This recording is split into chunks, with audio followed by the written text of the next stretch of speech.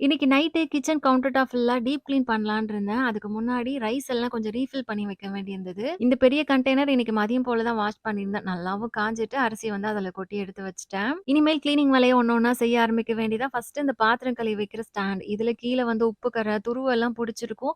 இது stainless steel scrub போட்டு தேய்ச்சா கொஞ்சம் ஈஸியா போயிரும். ஆனா குட்டி குட்டி கம்பியா இருக்குன்றதுனால நமக்கு தேய்க்கிறதுக்கு தான் கொஞ்சம் டைம் ஆகும். ஃபர்ஸ்ட்டு இத வாஷ் பண்ணிட்டு, அப்புறமா கவுண்டர் டாப்ல நான் வச்சிருக்கிற ஸ்டாண்டு, மிக்ஸி இது எல்லாத்தையும் எடுத்து வேற ஒரு பிளேஸ்ல மாத்தி வைக்க ஆரம்பிச்சேன். கேஸ் ஸ்டவ் மட்டும் எடுக்கல. மத்தபடி எல்லா பொருளையும் எடுத்தாச்சு. இப்ப நல்லா சோப் போட்டு டைல்ஸ்ல, கவுண்டர் டாப்ல இந்த எண்ணெய் பிசுக்கு கரை எல்லாம் போற மாதிரி நல்லா தேய்ச்சு எடுத்துட்டேன். நான் எப்பவும் 2 வாரத்துக்கு ஒரு வாட்டி தான் இந்த மாதிரி சோப் போட்டு கிளீன் பண்ணுவேன். அடுத்து கொஞ்சம் கொஞ்சமா தண்ணி ஊத்தி அந்த சோப் எல்லாம் போற அளவுக்கு வைப் பண்ணி விட்டுட்டு, லாஸ்ட்டா அந்த கிளீனிங் வைப்ஸ் யூஸ் பண்ணி தொடச்சு எடுத்துட்டேன். இப்ப கிச்சன் சூப்பரா பார்க்கறதுக்கு பளபளன்னு இருந்தது. ரீசென்ட்டா நம்ம சேனல்ல அப்லோட் பண்ண லாங் வீடியோட லிங்க் நான் இங்க ஆரோ மார்க் கிட்ட குடுத்துருக்கேன். உங்களோட ஃப்ரீ டைம்ல கண்டிப்பா செக் பண்ணி பாருங்க.